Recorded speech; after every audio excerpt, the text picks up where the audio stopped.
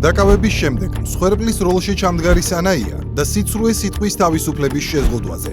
რატომ ცდილობს ფორმულას ჟურნალისტი საზოგადოების მოტყუებას, თითქოს ის Facebook პოსტის გამო დააკავეს, როდესაც წარსულში თავადვე ტრაბახობდა.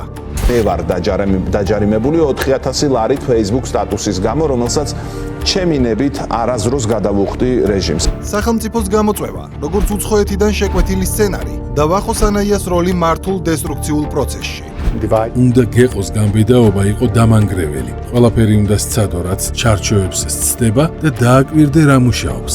როგორ იყენებენ მიკროფონიან აქტივისტებს გარეძალები რადიკალური დავალებების შესასრულებლად?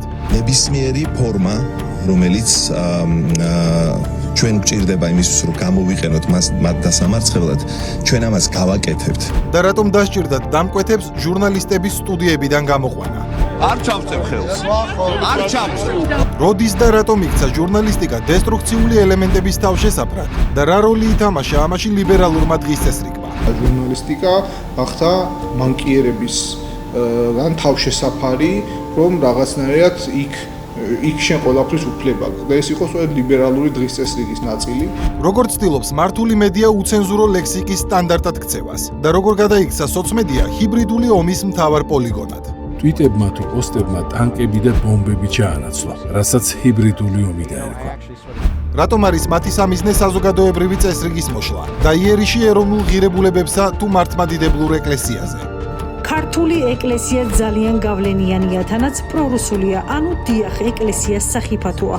და ხელისუფლების პასუხი გარედან მართულ ორგანიზებულ დესტრუქციულ კამპანიებს. უნდა გააღვივონ საქართველოს ხელოვნურად სიძულვილი დაპირისპირება, უნდა შექმნან ასეთი აგრესიული გარემო, რა თქმა უნდა ჩვენ ამას უნდა დავუპირისპირდეთ, იმიტომ რომ ეს არის ჩვენთვის ეროვნული ამოწურვა. ფსევდოჟურნალისტიკა, სიძულვილის ენის ნორმად ქცევის მცდელობა და ქვეყნის გარედან მიღებული დავალებები. შაბათს 21 საათსა და 30 წუთზე დოკუმენტურ ფილმში აგენტურა ჟურნალისტიკის ნიღბით.